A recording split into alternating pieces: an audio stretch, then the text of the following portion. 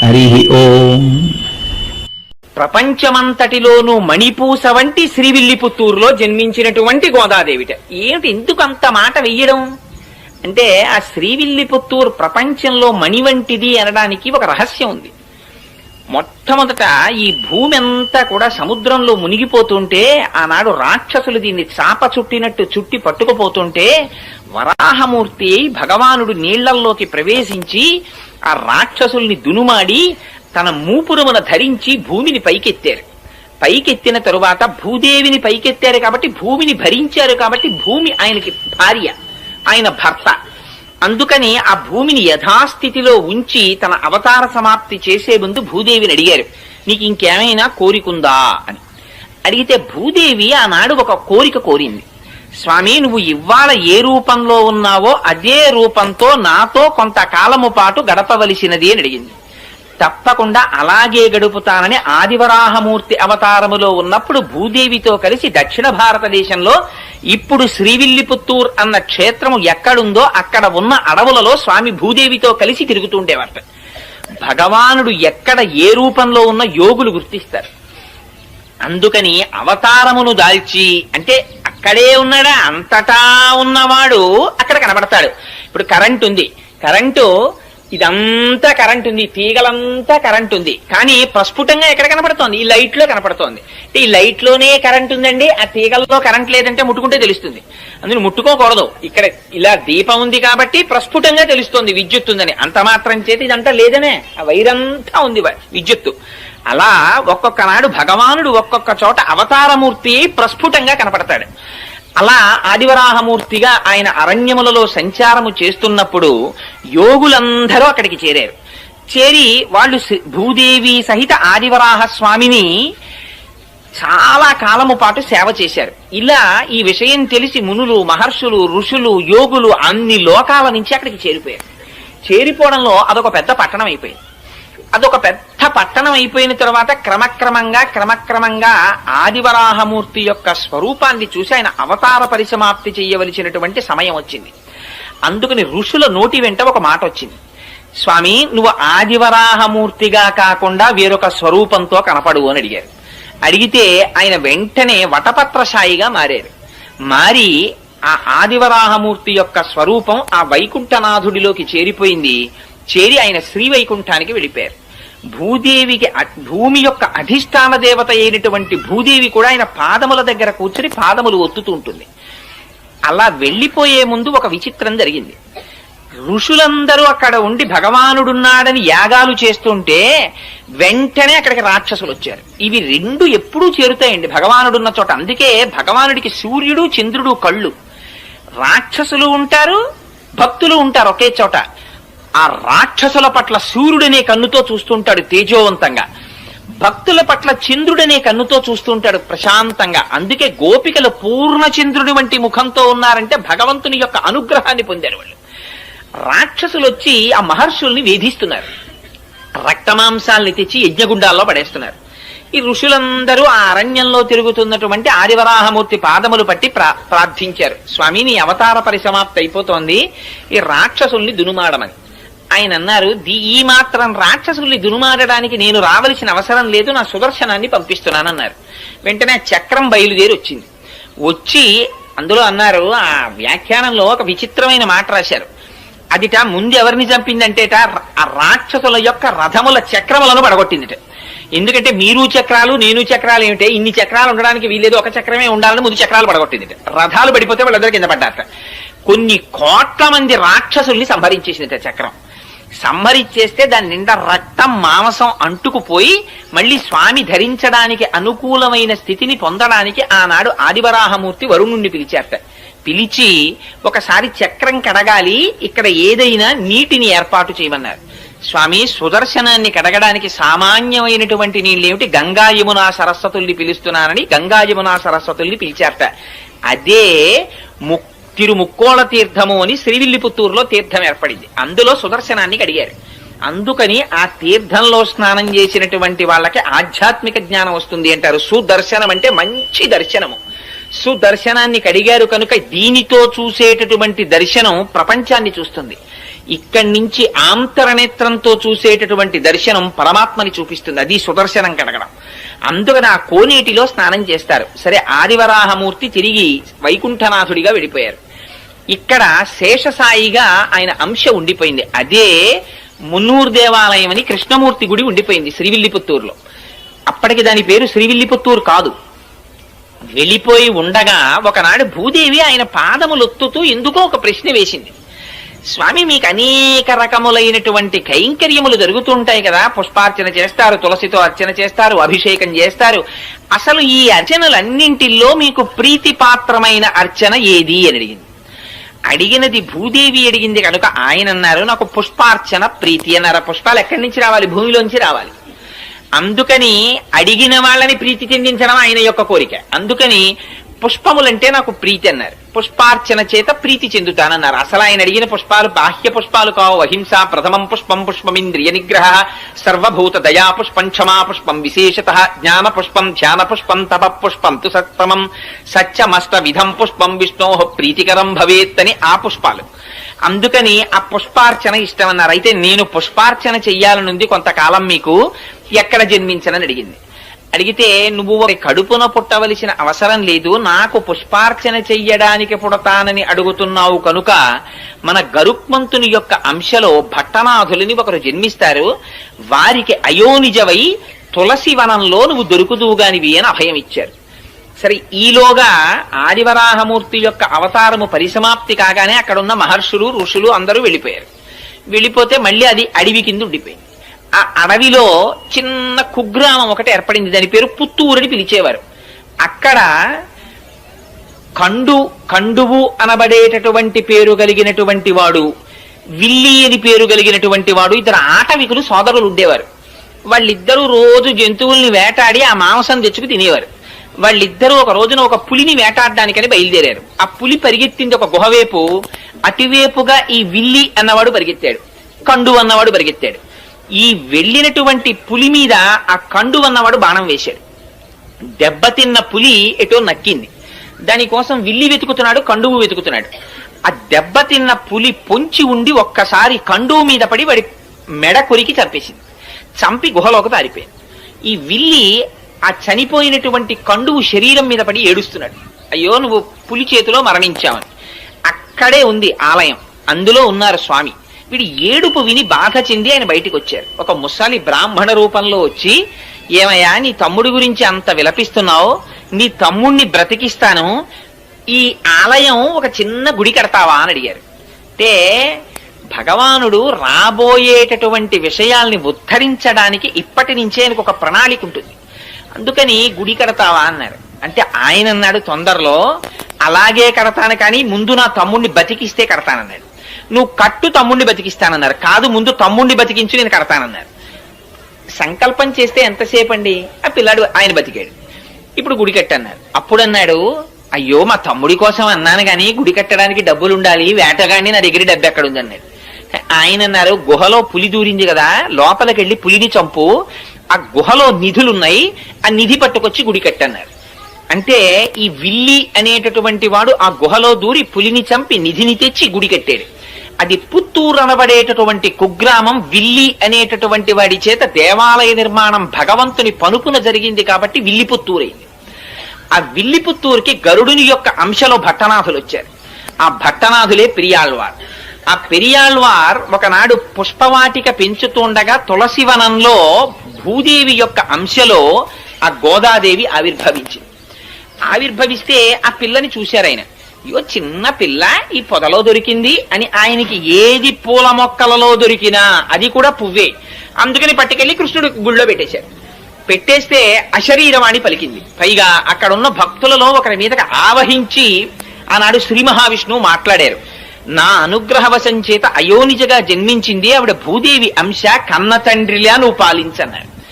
సరే అని తీసుకొచ్చారు, భార్యకి ఇచ్చారు. ఆ పిల్ల పెరిగి పెద్దదవుతోంది, మంచి యవ్వనంలో ప్రవేశించింది. నువ్వు పుష్పవాటికకి రాకు, యవ్వనంలో ఉన్నావు కదా, బయట తిరగకూడదు, నువ్వు ఇంట్లో ఉండి పుష్పమాలలు కట్టు, నేను పువ్వులు తెస్తానన్నారు. సరే మీకు తెలిసి ఇంకా కథ. ఆయన పువ్వులు తెచ్చేవారు, ఈవిడ పువ్వులు కడుతుండేది. కట్టిన తరువాత తండ్రి గారు చూడకుండా ఆ పుష్పమాల తన మెడలో వేసుకుని జడలో పెట్టుకుని ఒకసారి నూతులో చూసుకుని ఒకసారి అద్దంలో చూసుకుని ఆ పుష్పమాల తీసి బుట్టలో పెట్టేది. ఈ పుష్పమాల పట్టుకుని ఆయన కృష్ణ పరమాత్మకు పట్టుకెళ్లేవారు. అర్చకులు ఆ పుష్పమాల అలంకారం చేద్దామని తీస్తే అందులో మామూలుగా పువ్వు కొండవలసినటువంటి వాసన కన్నా కూడా దివ్యమైన పరిమళం కనపడింది. ఇటు మల్లె పువ్వులా కాకుండా ఇంత పరిమళాలు వస్తున్నాయి ఏమిటి పువ్వులని, బహుశా ఇదంతా భట్టనాథుల యొక్క తపఫలితం అయి ఉంటుంది, ఆయనకున్న కైంకర్యనిష్ట అయి ఉంటుంది అనుకున్నారు. ఏమిటి ఇంత వాసన అని అర్చకులు మార్చి మార్చి ఆ పూలదండని చూస్తుంటే అందులో దీర్ఘకేశం కనపడింది, అంటే పొడుగాటి వెంట్రుక. ఆ పొడుగాటి వెంట్రుక చూసి ఇది స్త్రీలదే అని గుర్తించారు. స్త్రీల వెంట్రుక పూలదండలోకి ఎందుకు వచ్చింది? భట్టనాథులు వేరొక స్త్రీ అలంకరించుకున్న దండ పట్టుకురారు కదా, కానీ అడగడానికి ఆయన సామాన్యులు కారు, బాగుండదని దండను అలంకారం చేసేశారు ఆ వెంట్రుకని తీసేసి. అసలు అన్నింటిలోకి చాలా హీనమైనది ఏమిటంటే పూజా మందిరంలోకి కానీ పూజ చేసే పదార్థాల్లో కానీ వెంట్రుక రాకూడదు. అయ్యి బాబోయ్, మార్కండేయ పురాణంలో దానికి ఎంత శుద్ధి చెప్పారో ఆ వెంట్రుక వస్తే. అందుకని ఏమిటి వెంట్రుక ఉందని వెంట్రుక తీసేసి అలా ఇలా 3 నెలలు జరిగింది. జరిగితే ఇది చర్చ పెరిగిపోయింది అర్చకుల్లో. రోజు దీర్ఘకేశం వస్తోంది, భట్టనాథులు అలాంటి వాళ్ళు కారు, పైగా వెంట్రుకకి సువాసన ఉంటోంది, ఏమిటి విచిత్రం అని. సరే 3 నెలలు అయిపోయిన తరువాత ఒక రోజున మళ్ళీ అటువంటి పుష్పమాల వచ్చింది.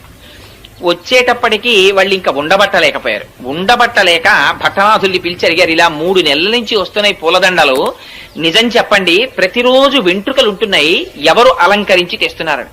మహాప్రభో, నాది పొరపాటు, నేను ఎప్పుడూ ఎవరు అలంకరించినవి తేలేదు, ఈ పుష్పవాటికని పుష్పాలంకృతిని నమ్ముకుని బతుకుతున్న వాడిని నన్ను నమ్మండని ఆయన పుష్పమాలని వెనక్కి తీసుకెళ్లిపోయారు. ఆ రోజున తీసుకెళ్లిపోయి ఎవరు అలంకరించుకుంటున్నారు అని కొంచెం ఆలోచించి చూస్తే తన కూతురే అలంకరించుకుంటారు. చూశారు, అమ్మా ఎంత తప్పు చేశావమ్మా, పరమాత్మకిచ్చే పుష్పహారాన్ని నువ్వు అలంకరించుకుని ఇస్తున్నావా, దానివల్ల నేను మాట పడ్డానమ్మా అని ఆ రోజున ఆయన పట్టికెళ్ళడానికి పుష్పమాలలు లేవు. బయటికి వెళ్ళి చూస్తే పువ్వులు దొరకలేదు, బాధ పెట్టుకుని పడుకున్నారు. ఆ రాత్రి ఆయనకి కృష్ణ పరమాత్మ కల్లోకి వచ్చారు. నాకు చాలా ప్రీతి నీ కూతురు అలంకరించుకున్న పుష్పమాలయే, ఆవిడ భూదేవి అంశ, వచ్చిందే ఆ కైంకర్యానికి వచ్చింది, మీ అమ్మాయి అలంకరించుకున్న దండలు పట్టుకొచ్చి నాకు అలంకారం చేయమన్నారు.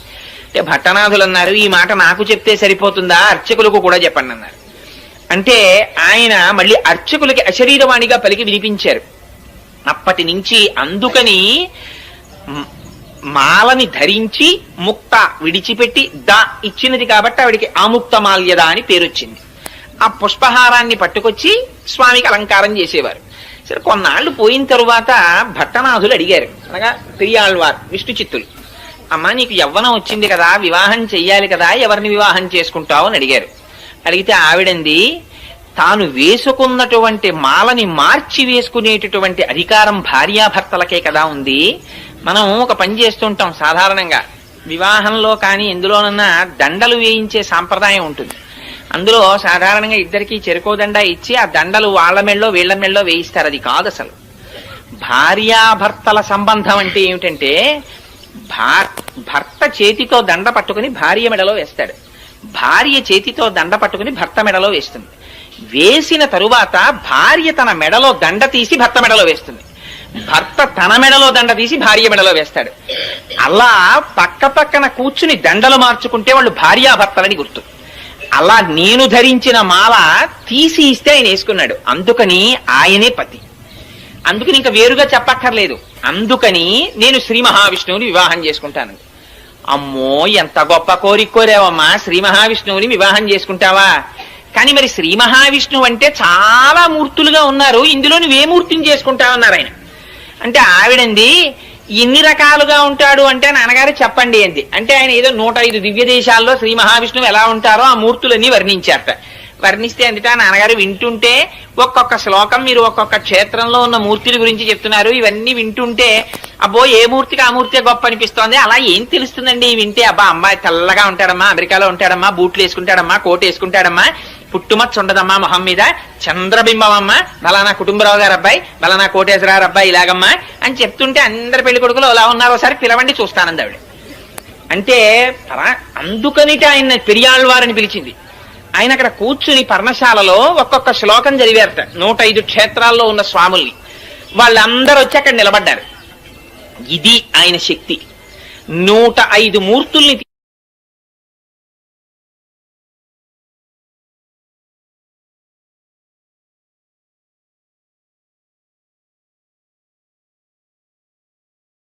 తీసుకొచ్చి నించోబెట్టారు.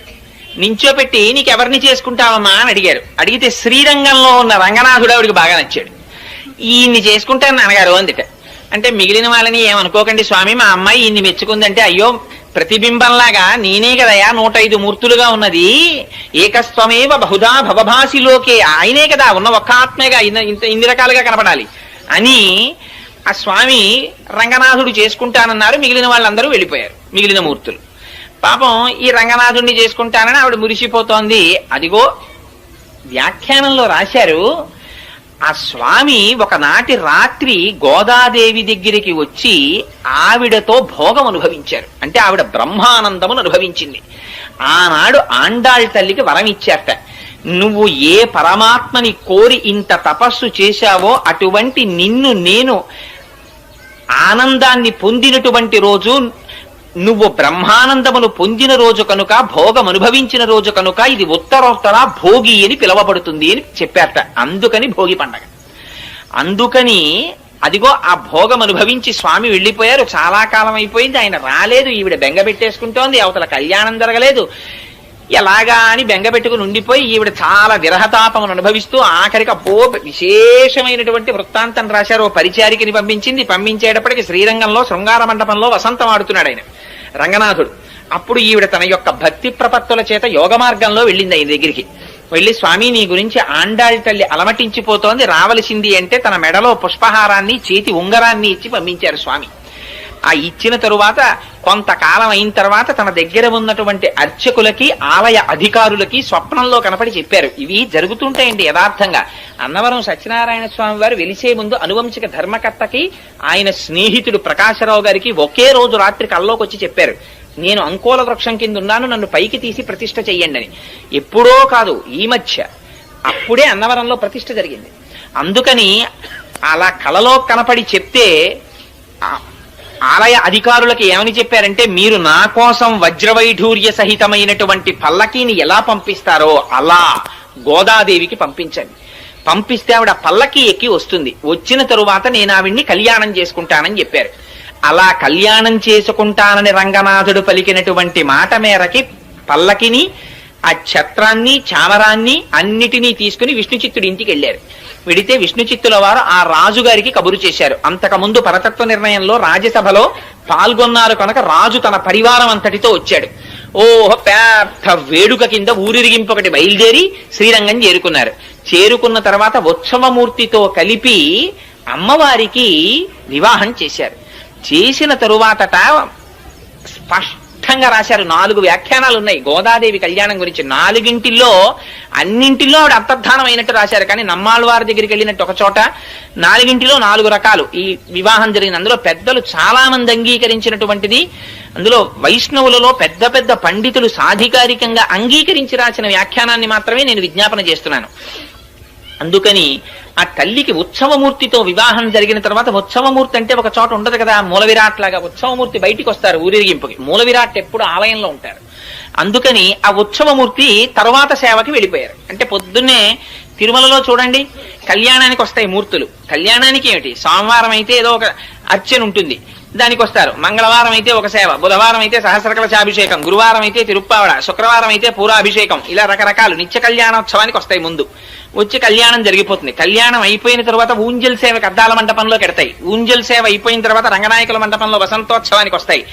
రంగనాయకుల మండపంలో వసంతోత్సవం అయిపోయిన తర్వాత ఆ రోజు జరగవలసిన ఆర్జిత బ్రహ్మోత్సవానికి వస్తాయి. ఆర్జిత బ్రహ్మోత్సవం అయిపోయిన తర్వాత ఇవే ఉత్సవ విగ్రహాలు బయటికి వస్తాయి. బయటికి వచ్చి స్వామి తన ఉభయనాంచారులతో కలిసి సహస్రదీపాలంకార మండపంలో ఉయ్యాల లూగుతారు. ఉయ్యాల లూగిన తర్వాత ఇదే ఉత్సవమూర్తులు మళ్ళీ లోపలికెడతాయి.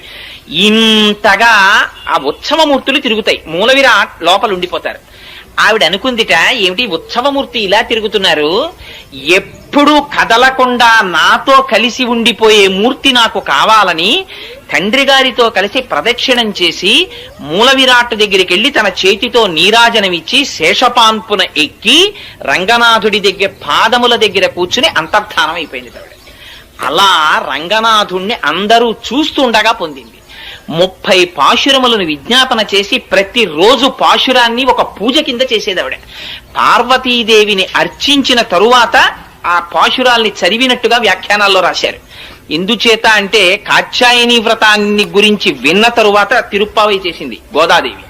అందుచేత అదిగో అలా చేసి రంగనాథుడి యొక్క భోగమును అనుభవించి మళ్ళీ భూదేవి అంశగా ఆయన పాదములను చేరిపోయినటువంటి మహాతల్లి గోదాదేవి. అటువంటి గోదాదేవి అటువంటి భూమండలములో మణిపూస వంటి శ్రీవిల్లిపుత్తూరు అన్నారు. కారణం ఏమిటంటే అసలు భూమండలాన్ని పైకి తీసుకురాగానే తీసుకొచ్చిన ఆదివరాహమూర్తి తిరిగి ఇప్పటికి వస్తుందండి. ఊరే పెద్ద పెద్ద తిథులలో శ్రీవిల్లిపుత్తూరు నుంచి మాల వస్తుందో నాడు నేను తిరుమలలో ఏదో ఒక చాలా సేవలు పరమాత్మ చేయించాడు కాబట్టి నాకు ఆ సేవ జ్ఞాపకం లేదు, కానీ ఒక సేవ జరుగుతుండగా శ్రీవిల్లిపుత్తూరు నుంచి మాల వస్తుందన్నారంటే నేను ఆ మాల కోసం అక్కడ నిలబడి ఎదురు చూసి దర్శనం చేశాను. శ్రీవిల్లిపుత్తూరు నుంచి తీసుకొస్తారు. ముందు రోజు శ్రీవిల్లిపుత్తూరులో అమ్మవారికి అలంకారం చేసి మరునాడు ఉదయం తీసేసిన మాలని ప్రత్యేక వాహనంలో తీసుకొస్తారు తిరుమల. తీసుకొచ్చి అలంకారం చేస్తారు స్వామికి ఇప్పటికీ తిరుమలలో. ఇవన్నీ వెళ్ళి పూలబావిలో వేస్తారు. ఒక్క వెంకటాచలంలో మాత్రం స్వామికి అలంకారం చేసిన పుష్పాలని చేతిలో పెట్టరు ప్రసాదంగా. పూలబావి అని వేరే ఉంది, అందులో వేసేస్తారు. మళ్ళీ అదంతా వేరు వృత్తాంతం అనుకోండి. ఎందుకు అలా చేస్తారు అంటే ఇప్పుడు అవన్నీ మనకి ఎందుకు కానండి, ఎప్పుడైనా వెంకటాచలం గురించి చెప్పుకున్నప్పుడు చెప్పుకుందాం. అందుకని అదిగో అటువంటి స్థితి కనుక ఆ గోదాదేవి ఉన్నటువంటి ప్రాంతం భూమండలంలో మణిపూస. ఆ విల్లిపుత్తూర్ శ్రీ సంబంధంగా అమ్మవారు వచ్చింది కనుక శ్రీవిల్లిపుత్తూర్ అయింది. అక్కడ సాక్షాత్ అమ్మవారు వెలిసింది. ఆదివరాహమూర్తి యొక్క అంశ అయిన వటపత్రసాయి వెలిశారు. అక్కడ మహాభక్తుడైన పెరియాళ్వారు వెలిశారు. ఇన్ని ప్రత్యేకతలు ఉండడం చేత అన్నిటిని మించి సుదర్శనాన్ని కడిగినటువంటి పరమ పావనమైన కోనేరు వెలిసింది. అందుకని ఇన్నున్నాయి కాబట్టి అది భూమండలమునకు మణిపూస అయిన శ్రీవిల్లిపుత్తూర్. ఆ శ్రీవిల్లిపుత్తూరులో గోదాదేవి 30 పాశురములను కలిపి మాల కింద అల్లిందిట. అల్లి రంగనాథుడి మెడలో వేసిందిట. ఈ పాటలని పాడినా చదివినా నోము చేసినా బాహ్యార్థమును విన్నా చదివినా అదే ఫలితం అన్నారు. ఏమిటి పాటలకంత ప్రాముఖ్యత ఏమిటి? ఇవి కేవలం పాటలే కదా, 30 పాటలు. ఇది ఏమైనా వ్రతమా లేకపోతే ఏమైనా క్రతువు ఉందా? మరి ఎందుకు ఇంత గొప్పతనం వచ్చింది దీనికి అంటే అసలు దీన్ని బయటికి రావాలని తప్పించి ప్రాణాలు విడిచిపెట్టినటువంటి ఒక మహాపురుషుడు ఒక ఆయన ఉన్నాడు. అక్కడి లింకు తిరుప్పావైకి. ఎక్కడిదో తెలుసా అండి ఇది? నాథయామున మధ్యమాం అస్మదాచార్య పర్యంతాం వందే గురు పరంపరాం అని చదువుతారే, అందులో నాథముని అని ఒక ఆయన ఉన్నారు. ఆయన త్రికాలవేది మహాయోగి. ఆయన ఒకనాడు చెప్పారు, నా కొడుకు మనవడిగా వస్తున్నారు. ఆయన ఆ మనవడు వైష్ణవ మతాన్నంతటినీ కూడా ఈ భూమండలం 4 చెరగలా వ్యాప్తి చేస్తాడు. అటువంటి కారణజన్ముడు పుడుతున్నాడు. ఆయనకి నేనే ఈ విష్ణు సంబంధమైనటువంటి పురాణాలు చెప్పాలని కోరికుంది అని చెప్పేవారు శిష్యులతో. కానీ పాపం ఆయనకి వృద్ధాప్యం వచ్చేసి శరీరం విడిచిపెట్టేస్తున్నారు. ఆయన కొడుకు ఈశ్వరముని అని ఆయన ఉత్తర భారతదేశం క్షేత్రాల్లో దర్శనం చేస్తుంటే రాత్రి కలలోకి వచ్చి కృష్ణ పరమాత్మ చెప్పారు, నేనే నీ కడుపున కొడుకుగా పుడుతున్నాను అని. ఆ ఉత్తర భారతదేశంలో ఉండగా కొడుకు పుట్టాడు కనుక యమునా నది ఒడ్డున పుట్టాడు కనుక యమునకి నాథుడు శ్రీకృష్ణుడు కనుక కృష్ణుడు స్వప్నములో చెబితే పుట్టాడు కనుక యామునుడని పేరు పెట్టారు. ఆయన మనవడిగా రావాలి, కానీ మనవడికి చెప్పుకోవాలి విద్యని తాతగారు కలవరించారు. కానీ ఈలోగా శరీరం పడిపోయింది. పడిపోతుంటే ఆయన ఏమన్నారంటే పుండరీకాక్షుడన్న శిష్యుణ్ణి పిలిచి, ఒరే నేను బ్రతికి ఉండడం లేదు నా మనవడు వచ్చే వరకు, అందుకని నువ్వు ఈ విష్ణు సంబంధమైనటువంటి విద్యనంతటినీ నా మనవడికి చెప్పు, నా దగ్గర నేర్చుకున్నావు కనుక అని చేతిలో చెయ్యించుకుని ప్రాణం వదిలేశారు. ఈ విరూపాక్షుడు కూడా పెద్దవాడైపోయేటప్పటికీ కూడా ఇంకా యామునాచార్యుల వారు తయారు కాలేదు. అందుకని ఆయన శరీరాన్ని విడిచిపెట్టేస్తూ తన శిష్యుడైనటువంటి శ్రీరామమిశ్రుణ్ణి పిలిచి చేతిలో చెయ్యించుకుని యామునాచార్యుల వారికి విద్య నేర్పమని ఆయన ప్రాణం విడిచిపెట్టేశారు. తీరా నిజంగా యామునాచార్యుల వారు పుట్టి పెరిగి పెద్దవారవుతున్న సమయంలో ఈశ్వరముని ప్రాణం వదిలిపెట్టేశారు. ఈ యామునాచార్యుల వారు చదువు నేర్చుకోవలసి వస్తే ఇంత ఏర్పాటు చేస్తే చిట్ట చివరికి కాంచీ నగరానికి వెళ్ళి అక్కడ ఒక మహానుభావుడు ఉండేవాడు మహాభాష్య భట్టు అని, ఆయన దగ్గర చదువు నేర్చుకుంటున్నారు. ఎంత చిత్రం జరిగిందంటే ఆ కాంచీ పట్టణాన్ని ఏలేటటువంటి రాజు ఒక ఆయన ఉండేవాడు. ఆయన దగ్గర ఒక పెద్ద ఆస్థాన పండితుడు ఉండేవాడు. ఆయన పేరు విద్వజ్జన కోలాహలుడు. ఆ విద్వజ్జన కోలాహలుడు దేశంలో ఎవరినైనా ఓడించాడు విద్యలో. ఆయన అందుకని రాజుగారిని అడిగాడు, నాకు అందరిలా నువ్వు గ్రామాలు అవి ఇస్తే కుదరదు, అగ్రహారాలును, పండితుల దగ్గర పన్నులు వసూలు చేసుకో బతుకుతాను నేను. ఎందుకని ఆ పండితులు నాతో ఢీ కొట్టలేకపోయారనడానికి గుర్తుగా. సరే అలా వసూలు చేసుకోమని శాసనం చేశాడు రాజు. ఆ విద్వజ్జన కోలాహలుడు అందరి దగ్గర పన్నులు వసూలు చేసేవాడు. పండితుడు అన్నవాడు అందరూ పన్ను కట్టాలి ఆయనకి, ఎందుకంటే ఆయన ఓడించలేరు కనుక. యామునాచార్యులు వారు చిన్న పిల్లాడిగా మహాభాష్య భట్టు దగ్గర చదువుకుని వీధరుగు మీద కూర్చొని సంధ్యావందనం చేస్తున్నారు. ఆ రోజున సైనికులు వచ్చి ఈ మహాభాష్య భట్టు గురించి చాలా తక్కువ చేసి మాట్లాడారు. పన్ను కట్టలేదు విద్వజ్జన కోలాహలుడికి, తీసుకెళ్లి కారాగారంలో పారేస్తాం. గురువుగారు ఇంట్లో లేరు. యామునాచార్యులు వారు అడిగారు, ఎందుకు కట్టాలరా మీకు పన్నుని అంటే, మా గురువు గారు విద్వజ్జన కోలాహలుడు, ఆయన ముందు ఏ పండితుడు నిలబడలేరు, మీ గురువు గారు నిలబడలేకపోయారు, అందుకు పన్ను కట్టాలన్నారు. అంటే ఈయనన్నారు, యామునాచార్యులు వారు చిన్న పిల్లాడండి, 7 ఏళ్ళు 8 ఏళ్ళు ఉంటాయి అప్పటికాయనకి. ఆయన అన్నారు, మా గురువు గారు మీ గురువు గారికి పన్ను కట్టడం ఏమిట్రా, కట్టడు, అంత అహంకరించున్నాడా మీ గురువు? నేను 2 శ్లోకాలు ఇస్తున్నాను, వీటిని పట్టుకెళ్ళి మీ గురువుకు చూపించని ఓ తాళపత్రాన్ని తీసి దాని మీద 2 శ్లోకాలు రాసి ఇచ్చారు. నేను పండితుణ్ణి కాను, నేను కవిని కాను, నేను వినయము చేత సుసంపన్నుణ్ణి, కానీ ఎదురు తిరిగిన వాళ్ళ కొమ్ములు విరిచేసే మేటిగాడిని అని పద్యాలు రాశారు. అసలు ఇది పట్టుకెళ్ళి విద్వజ్జన కోలాహలుడికి చూపించారు. చూపిస్తే ఆయన ఆశ్చర్యపడి, ఎవడరా బుడతాడు నా మీద ఇంత పద్యాలు రాశాడా, వాడిని తీసుకురండి అన్నారు. అంటే భటులు వెళ్ళారు. వెళ్ళి ఏదో ఈడ్చుకొస్తామని పెడితే ఆయన అన్నాడు, పండితుడికి పండితుల పట్ల ప్రవర్తించే విధానమే తెలియని దౌర్భాగ్య దేశం రా ఇది, ఇలాగా ఎదిరించిన పండితుడిని తీసుకెళ్దాం, గౌరవంతో తీసుకెడితే వస్తానని చెప్పు మీ గురువుకి అన్నారు.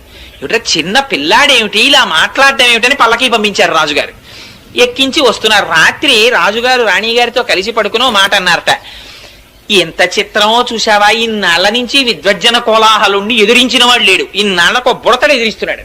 అంటే ఆవిడెందుట ఏమో బుడతడని ఎందుకు అనుకోవాలి, ఏ పుట్టలో ఏ పాముందో, మీ దగ్గర ఇన్నాళ్ల నుంచి ఉన్న రాజగురువు ఓడిపోయే రోజు దగ్గరికి వచ్చిందేమో అంది. అంటే ఆయన అన్నట్ట, ఎంత మాట అన్నావు, విద్వజ్జన కోలాహలుడు ఓడిపోవడమా, అలాగే ఓడిపోతే నేను ఒక్కనాటికి ఊహించలేను అన్నాడు. అంటే భార్య ఏంది, ఏమి ఎందుకు ఊహించలేరు, గెలిస్తే ఏమి ఇచ్చేస్తారండి, అర్ధరాజ్యం ఇచ్చేస్తాను ఆ పిల్లాడికి అన్నాడు. సరే చూడండి ఆ పిల్లాడు గెలుస్తాడండి. మరునాడు ఆ పిల్లాడు దిగాడు పల్లకీలోంచి. ఆయన కర్మ ఏమిటో విద్వజ్జన కోలాహలుడికి ఒక్క విషయం జ్ఞాపకానికి రాలేదు ఆ రోజున. వాదనలో ధియోయోన ప్రచోదయాత్, అహంకారం చేత అజ్ఞానం చేత ఆవరించి ఉన్న విద్య నశించిపోతుంది. ఆ భగవంతుని యందు శిరస్సు వంచడం తగ్గిపోయి ఇదంతా నా ప్రజ్ఞ అని ఇలా చూపించుకోవడం మొదలు కాగానే మేఘాలు కమ్మినట్టు కమ్ముతుంది పొర. ఆవిడ అనుగ్రహం ఒక్కసారి వెనక్కి వెళ్ళిందా, ఇప్పటి వరకు నేను పండితుడిని అన్న వాడికి స్ఫురత్ పోతుంది. ఆ టైంకి అది జ్ఞాపకం రాదు, చాలు వాడు బ్రతుకు. ఇక వేదిక మీద అంతకన్నా భయంకరమైన స్థితి ఇంకోట్లేదు. స్ఫురత్ ఆవిడ, ప్రచోదయాత్ ఆవిడ. అందుకని జ్ఞాపకానికి రాలేదు, ఓడిపోయాడు. రాజు సంతోషంగా అర్ధరాజ్యం ఇచ్చేశాడు యమునాచార్యుల వారికి. చిన్న పిల్లాడు, రాజ్యం వచ్చింది, హాయిగా పాలించుకుంటున్నాడు, యుక్త వయస్సు వచ్చేసింది, పెళ్లి చేసేసుకున్నాడు, బయటికి రాడు, సంతోషంగా కాలం గడిపేస్తున్నాడు. ఇక్కడ ఈ శ్రీరామమిశ్రుల వారు ఆయన ముందున్నటువంటి పుండరీకాక్షుడి యొక్క గురువు గారైనటువంటి పాపం ఆయన ఇచ్చినటువంటి మాట మేరకి ఆ నాథమునుల యొక్క కోరిక తీర్చడానికి ఈ కుర్రాడికి వైష్ణవ మంత్రాన్ని వైష్ణవ విజ్ఞానాన్ని అందించాలని చెప్పి పాపం ఈయన కూర్చున్నాడు. ఈయన బయటికి రాడు, ఆయన ముసలాడైపోతున్నాడు. ఎలాగరా ఈ పిల్లాన్ని రక్షించడం అని రోజు వెళ్ళి రాజుగారిని అడిగేవాడు, రాజుగారిని ఒక్కసారి దర్శనం ఇప్పించండి. అడిగితే దర్శనం కుదరదు, నేను చాలా ఇబ్బందిలో ఉన్నాను, ఇప్పుడు చాలా రాచ వ్యవహారంలో ఉన్నాను, వెళ్ళిపోమనేవాడు. తిరిగి తిరిగి తిరిగి తిరిగి విసిగి వేసారిపోయి ఆయన ఒక రోజున పూజ చేస్తూ రంగనాథుడికి చెప్పుకున్నారు కళ్ళనీళ్లతో, మా గురువులు మహానుభావుడు ఆ నాథమునులు చెప్పారు, నా మనవడు వస్తున్నాడు, వాడు వైష్ణవ మతాన్ని నిలబెడతాడన్నారు, ఆ పిల్లాడు రాజు అయిపోయి అసలు నా మొహమే చూడటం లేదు, ఇంకా నేను చెయ్యగలిగింది ఏం లేదు, శ్రీరంగనాథ ఏమైనా ఉంటే నువ్వే చూసుకో అన్నారు. అంటే పూజా మందిరంలో మాటలు వినపడ్డాయి, అంత బెంగెట్టుకోకోయ్, నీ ఇంటి పక్కనే ముళ్ళ ముస్తె కూర ఉంది కదా, రోజు బట్టికెళ్ళి ఆ వంటశాలలో ఇమ్మన్నారు. అంటే ముళ్ళ ముస్తె కూర అని నీటి పక్కన పెరుగుతుంది, ఆ కూర రోజు తింటే విడిచిపెట్టకుండా ప్రతిరోజు తినాలి. తింటే ఏమవుతుందంటే విషయభోగముల మీద ఆ లంపటం వదిలిపోయి వైరాగ్యం వస్తుంది ఆ కూర తింటే, దానికి ఆ లక్షణం ఉంది. అందుకని ఆ ముళ్ళ ముస్తె కూర పట్టుకెళ్లి పాపం రోజు ఈయన ఈ శ్రీరామమిశ్రుల వారు వంటశాలలో ఇచ్చి రాజుగారికి పెట్టమనేవారు. ఆ వంటవాడిని ఏదో మంచి చేసుకుంటే ఆయన వండేవాడు, విస్తట్లో వేశాడు. రాజశాసనం ఏమిటంటే వడ్డించేటప్పుడు వంటవాడు రాజుతో మాట్లాడకూడదు. అందుకని ఈయన వడ్డించడమే అంతే, పులుసో అంటే వేయడమే, అంతేగాని పులుసు బాగుందా అని అడగకూడదు. అందుకని ఆయన వడ్డించేవాడు, ఈయన తింటుండేవాడు. ఎక్కడిది ఈ కూరని ఆయన అడిగేవాడు కాదు. పాపం ఎవరో పట్టుకొచ్చారని ఈయన చెప్పేవాడు కాదు, తలగా ఎగిరిపోతుంది, ఆయన వెళ్ళిపోయేవాడు. ఇలా కొన్ని నెలలు అయిపోయింది. కానీ ఆయనకి వైరాగ్యం ప్రారంభమైంది ఆ ముస్తె కూర తిని. కానీ పాపం రోజు వచ్చి ఈయన అడుగుతూ ఉండేవాడు శ్రీరామమిశ్రుడు, ఏమయ్యా ఏమైనా అడిగాడా నా గురించి, ఎవరు తెచ్చారు ఈ కూరని ఏమైనా అడిగాడా అని. తిని వెళ్ళిపోయాడు ఆయన అనేవాడు. ఆఖరికి ఓ రోజు ఇంటికి ఎడుతుంటే వర్షం పడింది, చలేసింది, జ్వరం వచ్చింది, ఇంట్లో పడిపోయాడు. 10 రోజులు అయిపోయింది, ముసలాయన అయిపోయాడు. ఎన్నాళ్ళు ముళ్ళ ముస్తకూర పెడితే మారుతాడు ఆయన, నా వల్ల కాదు రంగనాథ, ఇంకా నేను చెయ్యగలిగింది లేదు అన్నాడు. ఆ రోజున రాజుగారు భోజనం చేస్తూ వంటవాడిని పిలిచి, రోజు ఒక ఆకుకూర పెట్టేవాడివి పెట్టలేదే అన్నాడు. అంటే వంటవాడు అన్నాడు, మహాప్రభో మాట్లాడితే తలకాయిపోతుందని నేను చెప్పలేదు, కానీ ఎవరో వృద్ధుడైన వైష్ణవుడు ప్రతిరోజు ఈ ఆకుకూర తెస్తాడు, మీకు పెట్టమన్నాడు, పెడుతున్నాను. ఎందుచేతనో ఒక 10 రోజుల నుంచి ఆయన రావట్లేదు, ఆయన మీ దర్శనానికి కొన్ని 100 మార్లు ప్రయత్నించారు, మీరు దర్శనం ఇవ్వలేదు అన్నాడు. అరిరే అలాగా, ఒక వైష్ణవుడు వృద్ధుడు నా కోసం ఆకుకూర తెస్తున్నాడు ఆ రోజు, ఈ మాట నీకు కనపడితే నా దర్శనానికి పంపించన్నాడు అని వెళ్ళిపోయాడు రాజు. ఈయన ఇంకా విసిగెత్తిపోయి వెళ్ళడం మానేశాడు. ఇంకా చిట్ట చివరి ప్రయత్నం, రంగనాథ ఇక నేను వెళ్ళను సుమా, నా మీద నువ్వు ఆశెట్టుకోవద్దు, ఇవాళ ఒక్కరోజు పట్టుకెడుతున్నాను కూరని. ఓ రోజున మెల్లిగా వణుకుతూ పాపం ఆ కూర పట్టుకుని వెళ్ళారు. వెడితే వంటవాడు గభాలన కౌగిలించుకుని, మహానుభావ మీ గురించే చూస్తున్నాను, రాజుగారు అడిగారు దర్శనం చేయండి అన్నాడు. రాజుగారి దగ్గరికి ప్రవేశపెట్టారు. రాజుగారు ఆయనని చూడగానే ఆయన దివ్యమైన తేజస్సు చూసి సింహాసనంలోంచి లేచి కాళ్ళ మీద పడ్డాడు. పడి, నా కోసం ఎందుకు తెచ్చారు ఈ ముళ్ళ ముస్తె కూర ఇన్నాళ్ళ నుంచి అని అడిగాడు. అడిగితే, ఏమీ లేదండి, మీ తాత ముత్తాతలు పెద్ద నిధి ఒకటి సంపాదించి పెట్టారు, దాన్ని మీకు ఇమ్మన్నారు, ఎలాగో అలా మీ దర్శనం అయితే ఆ నిధి మీకు అప్పచెప్పేద్దాం, పెద్దవాడిని అయిపోతున్నాను కదా అని మిమ్మల్ని అడుగుదామని ఏదో ఒక అనుబంధం పెట్టుకోవడానికి కూర తెచ్చాను అంటే రాజు అన్నాడు, అయ్యో దానికి ఉంది, ఇప్పుడే సైన్యంతో వచ్చేసి అని తెచ్చేసుకుంటాను, ఎక్కడుంది చెప్పండి అన్నాడు. అంటే అబ్బాయి అలా కుదరదు రాజా, దానికి ఒక చిన్న షరత్ ఒకటి ఉంది, కొంచెం మీరు భగవద్గీత 18 అధ్యాయాలు చదివేస్తే తీసుకెళ్లి మీకు ఆ నిధి ఇచ్చేస్తామన్నాడు. భగవద్గీత అప్పటికి ఆయనకి కూడా ఈ కూర తిని తిని తిని తిని తిని అసలు నేను ఎందుకు వచ్చానన్న వైరాగ్యం ప్రారంభమైంది. అందుకని ఆ భగవద్గీత ఎవరో మళ్ళీ నేను కొత్తగా పండితుడిని ఎక్కడ చూసుకుంటాను, మీరే చెప్పకూడదా రోజు అన్నాడు. అంతకన్నా భాగ్యమా మహానుభావ, నాథమునుల కోరిక తీరుతుందని ప్రతిరోజు వచ్చి 18 అధ్యాయాలు చెప్పాడు. పూర్ణమైన వైరాగ్యం వచ్చింది రాజుకి. ఇప్పుడు చూపిస్తారా నిధిని అని అడిగాడు. ఆ రోజు కోసమే ఎదురు చూస్తున్నాను మహారాజా, రెండని తీసుకెళ్లాడు శ్రీరంగానికి. తీసుకెళ్లి ఆ శ్రీరంగనాథుడు ఇలా పడుకుని దక్షిణ దిక్కికి చూస్తూ ఇలా పడుకుని ఉంటారు. ఆ పాదముల దగ్గర శ్రీదేవి భూదేవి ఉంటారు. ఆ శ్రీరంగనాథుడి పాదాలు చూపించి, ఇదే మీ తాత ముత్తాతలు మీకు ఇచ్చిన పెన్నిధి, ఈ పెన్నిధిని మళ్ళీ మీకప్పజెప్పాలని ఆ పాదములను కొలిచేటటువంటి వైష్ణవుల యొక్క భక్తి, ఆ సాహిత్యము, ఆ సంపద ఇవన్నీ నిలబెట్టేటట్టుగా మీరు ఒక గొప్ప ఆచార్యులు కావాలని మీ తాత అపేక్షించారు, కానీ మీరు రాచరికంలో పడిపోయారు అని చెప్పి శ్రీరంగనాథుడి పాదాలు చూపించి అది నిధి అని చెప్పారు. వెంటనే ఆయన ఏం చేశాడంటే తన కొడుక్కి పట్టాభిషేకం చేసేసి శ్రీరంగంలో పర్ణశాల నిర్మించుకుని 5 పుస్తకాలు రాశారు. రాసి దేశంలో ఎందరో పండితుల్ని ఓడించి వైష్ణవ మతాన్ని స్థాపించారు. ఆయన స్థాపించిన వారు 120 సంవత్సరాలు బ్రతికారు. యామునాచార్యుల వారు 120వ సంవత్సరంలో ఆయన శరీరాన్ని విడిచిపెట్టేసే ముందు రామానుజాచార్యుల వారికి కబురు చేశారు ఒకసారి రమ్మని. రామానుజాచార్యుల వారు కంచిలో ఉన్నారు ఆ సమయంలో. ఆయన శ్రీరంగం వచ్చేంత వరకు ప్రాణాలు నిలబెట్టుకోలేక యామునాచార్యుల వారు శరీరం విడిచిపెట్టేశారు. ఈయన పొద్దున్న శరీరం విడిచిపెట్టారు, మధ్యాహ్నానికి రామానుజాచార్యుల వారు వచ్చారు. వస్తే అరెరే ఆయన జీవించి ఉండగా దర్శనం చేయలేకపోయారని బెంగబెట్టుకుని బాధపడ్డారు. బాధపడి ఆ భౌతిక కాయాన్ని తిప్పడంలో కుడి చేతి 3 వేళ్లు ఇలా ముడుచుకుపోయి కనపడ్డాయి యామునాచార్యుల వారి. అదేమిటి, ఈయన బతికున్నప్పుడు కూడా ఇలాగే వేళ్లు ముడుచుకుని ఉండేవా అని అడిగారు. అడిగితే ఏమో తెలియదు, అలా ఉండేవి కావు, చేతులు బాగానే ఉండేవి, ఎందుకో చచ్చిపోయిన తర్వాతే ఈ 3 వేళ్లు ముడుచుకున్నాయన్నారు. అప్పుడు రామానుజాచార్యులు వారు ఆలోచించి, ఈయనకి ఏవో తీరని కోరికలు 3 ఉండిపోయాయి, అవి నాకు చెప్పాలనుకున్నారు, అందుకే నాకు కబురు చేశారని ఒక్కసారి అంతర్ముఖులై ధ్యానం చేసి 3 ప్రతిజ్ఞలు చేశారు.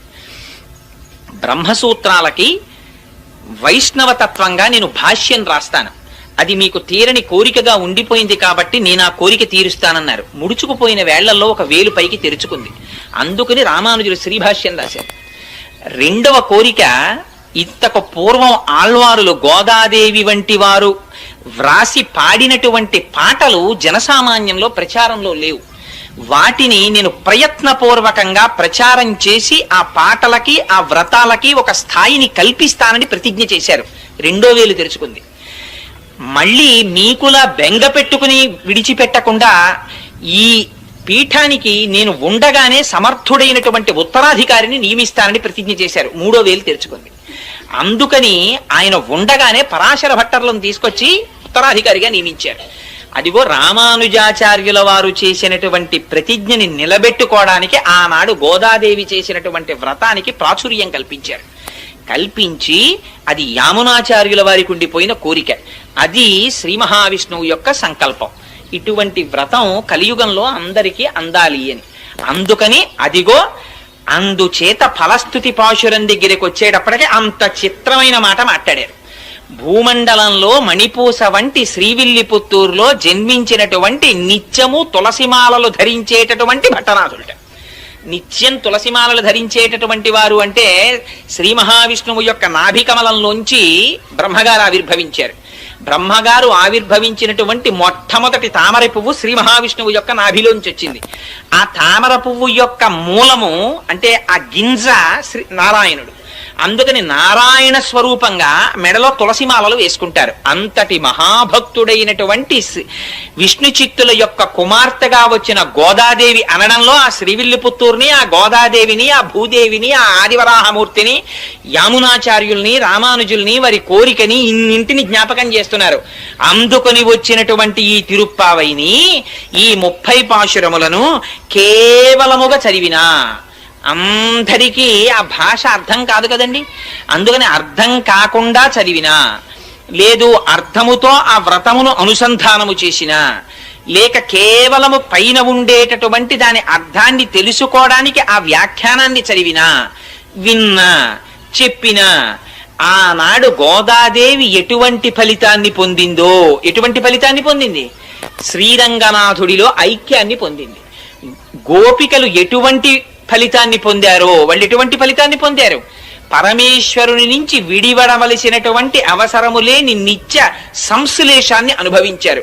అటువంటి ఫలితాన్ని అందరూ అనుభవిస్తారు అని ఆ తిరుప్పావై అనేటటువంటి వ్రతానికి ఫలసిద్ధి చెప్పి, ఈ తిరుప్పావై వ్యాఖ్యానాన్ని ఎక్కడెక్కడ ఎవరెవరు వింటున్నారో, ఎవరెవరు చదువుతున్నారో, ఎవరెవరు చేస్తున్నారో, చూసి సంతోషిస్తున్నారో వాళ్ళందరికీ ఇహమునందు ఇది అది అని చెప్పనేలా, విద్యలో ఉన్న వారికి విద్యాభివృద్ధి, వ్యాపారములో ఉన్న వారికి వ్యాపారాభివృద్ధి, రాజ్యం చేసేటటువంటి రాజులకి రాజ్య విస్తీర్ణత, వివాహము కానటువంటి కన్యపిల్లలకి వివాహము, వివాహితలై ఋతుస్నానము చేసి ఉన్నటువంటి స్త్రీలకి గర్భధారణ జరిగి శ్రీకృష్ణ పరమాత్మ వంటి ఉత్తముడైనటువంటి కుమారుడు జన్మించడముతో సహా సమస్తమైనటువంటి కోరికలు ఈడేరతాయి అని ఫలసిద్ధి చెప్పి ఇంత పరమ పవిత్రమైనటువంటి తిరుప్పావై అనబడేటటువంటి ఆఖ్యానము అని దీనిని పెద్దలు పూర్తి చేసి ఉన్నారు.